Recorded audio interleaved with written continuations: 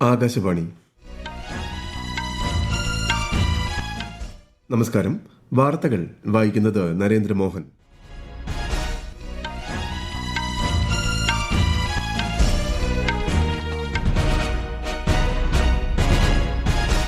പ്രധാന വാർത്തകൾ.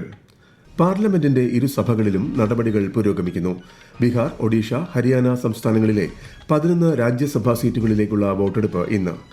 കേരളം, അസം, പുതുച്ചേരി എന്നിവിടങ്ങളിൽ നിയമസഭാ തെരഞ്ഞെടുപ്പ് വിജ്ഞാപനം ഇന്ന് പ്രസിദ്ധീകരിക്കും. ഒഡീഷയിലെ കട്ടക്കിൽ SCB മെഡിക്കൽ കോളേജ് ICUവിലുണ്ടായ തീപിടുത്തത്തിൽ 10 രോഗികൾ മരിച്ചു.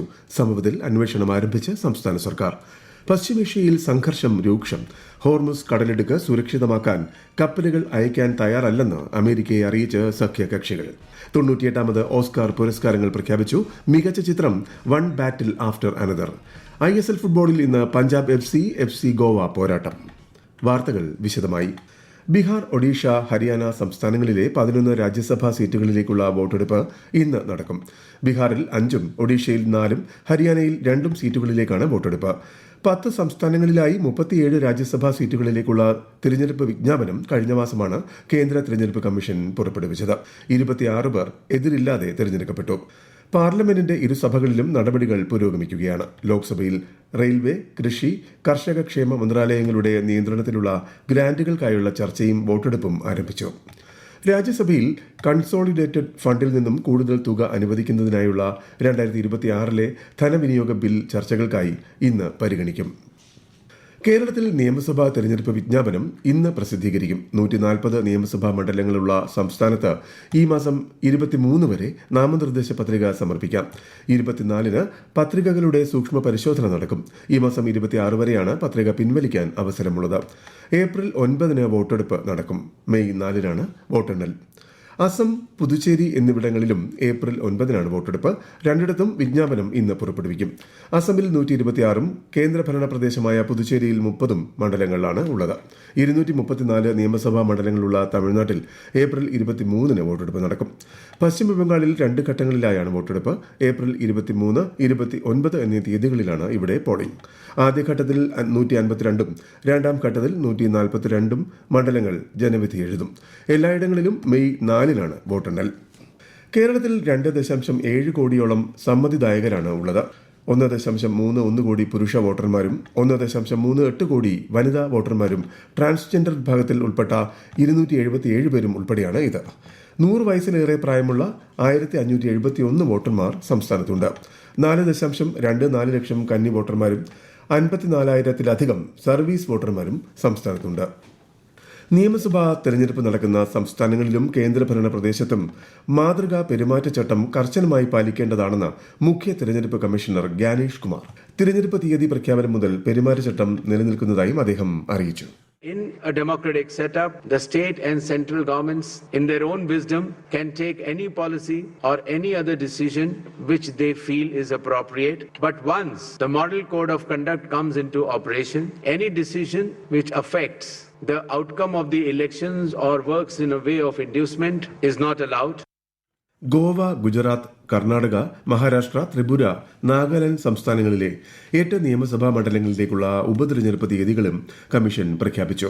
ഏപ്രിൽ 9, 23 തീയതികളിലാണ് ഇവിടങ്ങളിൽ വോട്ടെടുപ്പ്. പശ്ചിമബംഗാളിലെ പോലീസ് മേധാവി ഉൾപ്പെടെ 4 മുതിർന്ന പോലീസ് ഉദ്യോഗസ്ഥരെ തിരഞ്ഞെടുപ്പ് കമ്മീഷൻ സ്ഥലം മാറ്റി. 1992 ബാച്ച് IPS ഉദ്യോഗസ്ഥനായ സിദ്ധ് നാഥ് ഗുപ്തയെ പുതിയ DGPയായി കമ്മീഷൻ നിയമിച്ചു. അജയ് കുമാർ നന്ദിനെ പോലീസ് കമ്മീഷണറായും നിയമിച്ചു. ചീഫ് സെക്രട്ടറി സ്ഥാനത്തു നിന്നും നന്ദിനി ചക്രവർത്തിയെ നേരത്തെ തെരഞ്ഞെടുപ്പ് കമ്മീഷൻ നീക്കിയിരുന്നു. പകരം ചീഫ് സെക്രട്ടറിയായി ദുഷ്യന്ത് നരിയാലയെ നിയമിച്ചു. നിയമസഭാ തെരഞ്ഞെടുപ്പ് പ്രചാരണത്തിന്റെ ഭാഗമായി പൊതു സ്വകാര്യ സ്ഥലങ്ങൾ ദുരുപയോഗം ചെയ്യുന്നത് പുതുച്ചേരി സർക്കാർ നിരോധിച്ചു. രാഷ്ട്രീയ പാർട്ടികളോ സ്ഥാനാർത്ഥികളോ പോസ്റ്റർ, ബാനർ, ആർച്ച് തുടങ്ങിയവ പൊതുസ്ഥലങ്ങളിൽ അല്ലെങ്കിൽ ജനങ്ങൾക്ക് കാണാനാകുന്ന വിധത്തിൽ സ്വകാര്യ വ്യക്തികളുടെ വസ്തുക്കളിൽ സ്ഥാപിക്കരുതെന്ന് ഇത് സംബന്ധിച്ച വിജ്ഞാപനത്തിൽ പറയുന്നു. സംസ്ഥാനത്ത് തീവ്ര വോട്ടർ പട്ടിക പരിഷ്കരണത്തിന്റെ ഭാഗമായുള്ള അന്തിമ വോട്ടർ പട്ടിക പ്രസിദ്ധീകരിച്ച ശേഷം 1,58,212 പേർ കൂടി പട്ടികയിൽ ഇടം നേടിയതായി തിരഞ്ഞെടുപ്പ് കമ്മീഷൻ. ഫെബ്രുവരി 21 പ്രസിദ്ധീകരിച്ച അന്തിമ വോട്ടർ പട്ടികയിൽ 2,69,53,644 വോട്ടർമാരാണ് ഉണ്ടായിരുന്നത്. അതേസമയം പട്ടികയിൽ പേര് ചേർക്കാൻ സാധിക്കാത്തവർക്ക് ഈ മാസം 23 വരെ പട്ടികയിൽ പേര് ചേർക്കാൻ അവസരമുണ്ട്. voters.eci.gov.in എന്ന വെബ്സൈറ്റിലൂടെയോ ECI നെറ്റ് മൊബൈൽ ആപ്ലിക്കേഷൻ വഴിയോ ബൂത്ത് തല ഓഫീസർ വഴിയോ അപേക്ഷിക്കാം. ഈ വാർത്തകൾ ആകാശവാണിയിൽ നിന്ന്. ആകാശവാണി വാർത്തകളും വാർത്താ അധിഷ്ഠിത പരിപാടികളും all India radio news Thiruvananthapuram YouTube ചാനലിലും all India radio news Thiruvananthapuram Facebook പേജിലും AIR ന്യൂസ് തിരുവനന്തപുരം ഇൻസ്റ്റഗ്രാം അക്കൌണ്ടിലും AIR ന്യൂസ് TVM എക്സ് ഹാൻഡിലും ലഭ്യമാണ്. ഒഡീഷയിലെ കട്ടക്കിൽ SCB മെഡിക്കൽ കോളേജ് ICUവിലുണ്ടായ തീപിടുത്തത്തിൽ 10 രോഗികൾ മരിച്ചു. പരിക്കേറ്റ 5 പേരുടെ നില ഗുരുതരമാണ്. ഷോർട്ട് സർക്യൂട്ടാണ് അപകട കാരണമെന്നാണ് പ്രാഥമിക നിഗമനം. സംഭവത്തിൽ സർക്കാർ അന്വേഷണം ആരംഭിച്ചു. രാഷ്ട്രപതി ദ്രൌപദി മുർമു, ഉപരാഷ്ട്രപതി CP രാധാകൃഷ്ണൻ, പ്രധാനമന്ത്രി നരേന്ദ്രമോദി എന്നിവർ ദുഃഖം രേഖപ്പെടുത്തി. മരിച്ചവരുടെ കുടുംബാംഗങ്ങൾക്ക് പ്രധാനമന്ത്രിയുടെ ദേശീയ ദുരിതാശ്വാസ നിധിയിൽ നിന്നും 2 ലക്ഷം രൂപ വീതം ധനസഹായം പ്രഖ്യാപിച്ചു.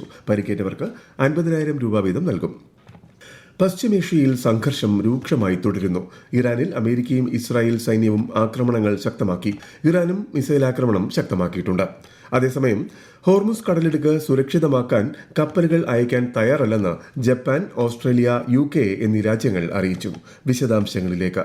വ്യാവസായിക നഗരമായ ഇസ്ഫഹാനിൽ ഒന്നിലധികം ആക്രമണങ്ങളുണ്ടായി. അതേസമയം ടെഹ്റാനുമായി ഒരു കരാറിനും വാഷിംഗ്ടൺ തയ്യാറല്ലെന്നും ഇറാന്റെ പ്രധാന എണ്ണ കയറ്റുമതി കേന്ദ്രമായ ഖാർഗ് ദ്വീപിൽ ആക്രമണം വ്യാപിപ്പിക്കുമെന്നും US പ്രസിഡന്റ് ഡൊണാൾഡ് ട്രംപ് മുന്നറിയിപ്പ് നൽകി. ഹോർമുസ് കടലിടുക്കിലൂടെ സഞ്ചരിക്കാൻ അമേരിക്കൻ, ഇസ്രായേലി കപ്പലുകൾക്ക് മാത്രമേ നിരോധനമുള്ളൂവെന്ന് ഇറാൻ വിദേശകാര്യമന്ത്രി സയ്യിദ് അബ്ബാസ് അരാഗ്ചി പറഞ്ഞു. ഇറാൻ ചർച്ചകൾക്ക് ആവശ്യപ്പെട്ടില്ല എന്നും അമേരിക്കയ്ക്കെതിരെയുള്ള ആക്രമണം തുടരുമെന്നും അദ്ദേഹം വ്യക്തമാക്കി. അതേസമയം മേഖലയിൽ പിന്തുണ നൽകുന്നതിനായി സഖ്യകക്ഷികളിൽ US പ്രസിഡന്റ് ഡൊണാൾഡ് ട്രംപ് സമ്മർദ്ദം ചെലുത്തി. എന്നാൽ നിലവിൽ ഹോർമുസിലേക്ക് കപ്പലുകൾ അയക്കുന്നില്ലെന്ന് സഖ്യകക്ഷി നേതാക്കൾ പറഞ്ഞു. UK പ്രധാനമന്ത്രി കെയർ സ്റ്റാർമർ ട്രംപുമായി ഇതുമായി ബന്ധപ്പെട്ട ചർച്ചകൾ നടത്തുകയും പാശ്ചാത്യ സഹകരണം ഏകോപിപ്പിക്കാൻ കനേഡിയൻ പ്രധാനമന്ത്രി മാർക്ക് കാർണിയുമായി കൂടിയാലോചന നടത്തുകയും ചെയ്തു. News desk, Akashvani.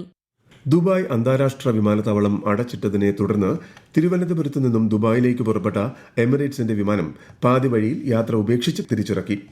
രാവിലെ 4:40 തിരിച്ച വിമാനമാണ് 8:40 തിരുവനന്തപുരത്ത് തിരിച്ചിറക്കിയത്. വിമാനത്തിൽ 353 യാത്രക്കാരും 19 ജീവനക്കാരുമാണ് ഉണ്ടായിരുന്നത്.